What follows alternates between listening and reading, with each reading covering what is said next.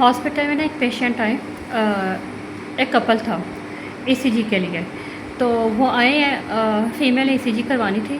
तो जो उसके साथ जो उसके ख़ावत थे वो आके कहते हैं कि हमने कहा ठीक है बाहर चले जाए, इनकी ईसीजी करनी है। तो नहीं मैं तो बाहर नहीं जाऊँगा, मैं तो ऐसे कैसे हो सकता है। फ़ौरन ही बड़ा ड्रामेबाजी शुरू कर दी, एक्टिंग शुरू कर दी अपनी बीवी के सामने, हीरोपंती कर रहा था। मैं तो पास खड़ा होऊंगा।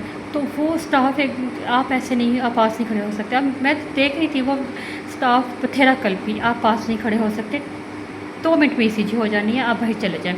ना जी मैं तो बाहर नहीं जाऊँगा। और उससे पहले भी जब वो रिसेप्शन पे आए हैं, पर्ची वगैरह जो स्लिप ली है, तो वो जिस तरह से हॉल में घूम रहे थे ना, लग नहीं रहा था कि अस्पताल में आए हुए हैं। ऐसा जैसे पार्क में कपल चहलकदमी कर रहा है और वहाँ पे बैठे हुए लोग लिटरली उनको देख रहे थे।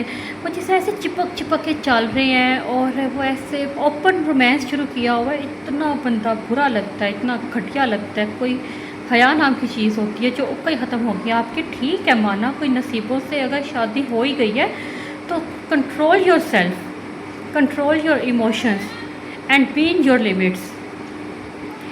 अब जब वो स्टाफ कल्पी है ना, तो वो बंदा नहीं बाज आया। तो फिर मैं थोड़ा सा अपने बदतमीज़ी कह लें या अपने अंदाज में जब उसको एक बोली हूँ ना कि ईसीजी करवानी है तो करवाओ, बाहर लाइन लगी हुई है, जाके नहीं तो कहीं और से करवा लो, तुमने अगर साथ घुस के करानी है। तो फिर वो ज़रा ना वो भी आगे से वो भी थोड़ी सी ऐसे हो गई, जो बड़ी आगे से वो भी बराबर एक्टिंग कर रही थी ना। ठीक है आप बाहर चले जाएँ, मैं भी आ जाऊँगी, आप बाहर चले जाएँ। फिर वो ज़रा गया बाहर। ईसीजी की अब कहने का मतलब ये है, ऐसे बेहिसाब लोग होते हैं।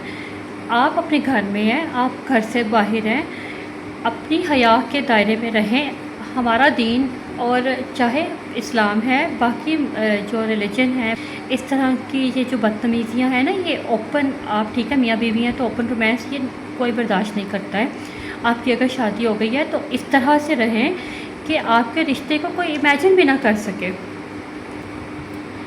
बाहया बन के रहें और इस तरह से इसी में शौहर जो है उसको बीवी की इज़्ज़त बनाता है, बीवी शौहर की इज़्ज़त बनाती है। आप दोनों एक दूसरे का लिबास हैं। तो अब एक दूसरे का लिबास होने का मतलब है एक दूसरे की हया का ख्याल रखें, एक दूसरे के आप तो इसके बहुत डिटेल जो है ना वो कह लें कि एक्सप्लेनेशन है। बीवी की वजह से उसके शौहर की इज़्ज़त बने, शौहर की वजह से उसकी बीवी की इज़्ज़त बने, एक आप बारोब लगें। ऐसी हरकतें करके ना आप बिल्कुल भी अच्छे नहीं लगते, नहायत ज़हर लगते हैं। आप मार्केट में घूम रहे हैं, एक वक़ार के साथ घूमें, ठीक है पता चल जाता है मियाँ बीवी हैं, पर आप में एक शर्म-ओ-हया ज़रूरी है, बहुत ज़रूरी है और ये होनी चाहिए आप में।